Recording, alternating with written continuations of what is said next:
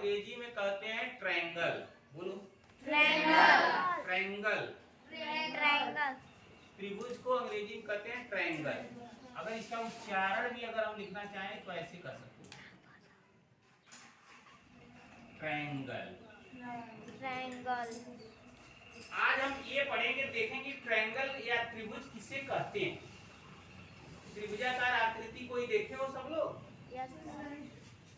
आप इस तरह की आकृति कहीं न कहीं बनी हुई देखे होंगे अपनी किताब में। Yes sir. ये इस तरह की भी आकृति, यस सर। एक दूसरे तरह की भी आकृति बना देते हैं। ये 3 तरह की आकृति है।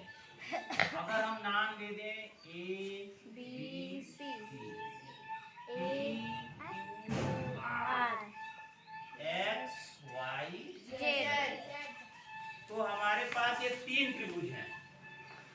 इस तरह की आकृति क्या कहते हैं? त्रिभुज कहते हैं। त्रिभुज कहलाते हैं। अब त्रिभुज को समझने के लिए स्पष्ट, अगर इसको हम परिभाषित करना चाहें, इसकी परिभाषा देना चाहें, तो परिभाषा देने के लिए हमको ये कहना पड़ेगा कि 3 रेखाखंडों से घिरी आकृति। त्रिभुज का मतलब होता है, अभी हम बताएंगे रेखाखंड किसे कहेंगे।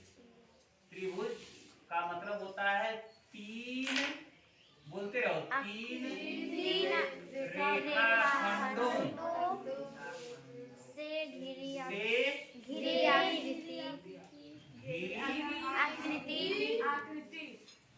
3 रेखाखंडों से घिरी आकृति को क्या कहते हैं? त्रिभुज कहते हैं।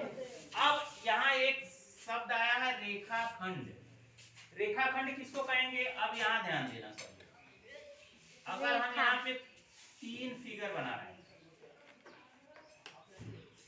3 आकृति बना रहे हैं, इसको ध्यान दो। तीनों में कुछ अंतर है? Yes sir.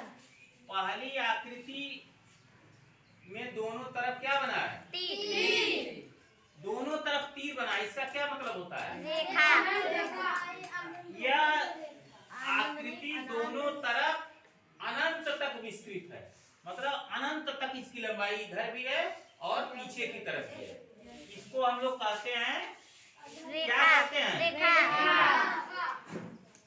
दूसरी आकृति ध्यान देना, दूसरी आकृति में क्या है? एक ही तरफ तीर बना है, इसका मतलब क्या है? किरण है, और यह एक दिशा में अनंत तक लंबाई की होती है।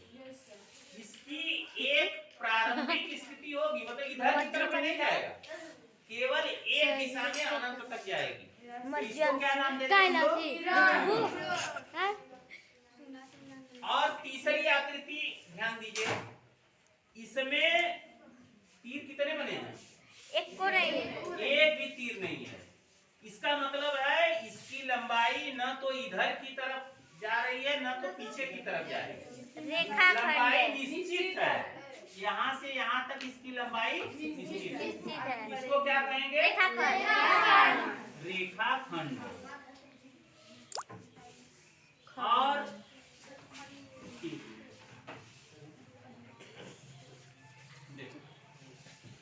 इसको हम लोग कहेंगे रेखाखंड। एक परिभाषा यहाँ जो लिखी गई है त्रिभुज की, कि 3 रेखाखंडों से घिरी आकृति, माने बंद आकृति, एकदम घेर दिया गया हो, ऐसी आकृति जिसको 3 रेखाखंडों से घेरा गया हो। मतलब इसमें 3 रेखाखंड है ना, एक रेखाखंड है AB, और दूसरा है AC, तीसरा क्या है? BC। मतलब तीनों रेखाखंड है, इसकी लंबाई तीनों को नापा जा सकता है। रेखाखंड में कहना कि लंबाई निश्चित होती है, इसको नाप सकते हैं, इसको बना के कॉपी में नाप सकते हैं। 10 सेंटीमीटर, 15 सेंटीमीटर, जो भी होगा नाप सकते हैं। खेत भी इस तरह का होगा, खेत को भी नाप सकते हैं कितने मीटर है। तो इसी तरह से ये भी त्रिभुज है, ये भी त्रिभुज है। इस त्रिभुज में 3 रेखाखंड कौन कौन से हैं? कौन बताएगा? हाँ, शालिनी। इसमें तीनों रेखाखंडों के नाम बताओ। PQ एक रेखाखंड है, दूसरा क्या है? PR, बहुत बढ़िया। तीसरा क्या है? तीसरा है QR। 3 रेखाखंड है, एक PQ, PR और क्यू आर। ठीक, बैठ जाओ, बहुत बढ़िया। अब तीसरी आकृति में 3 रेखाखंड कौन कौन से हैं, इधर कौन बताएगा? ये राज, कैमरा उधर भी करो, उसकी तरफ करो कैमरा, बोलो इसमें कौन कौन सी आकृति है?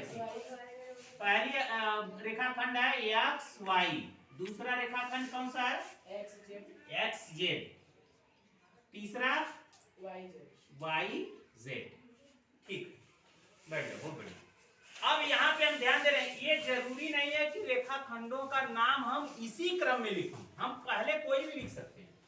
रेखाखंड को हम पहले क्यू आर भी बोल सकते हैं, पी क्यू दूसरी बार बोल सकते हैं, तीसरी बार पी आर। इस तरह से अगर कहा जाए कि त्रिभुज की परिभाषा क्या होगी तो ये कौन बताएगा?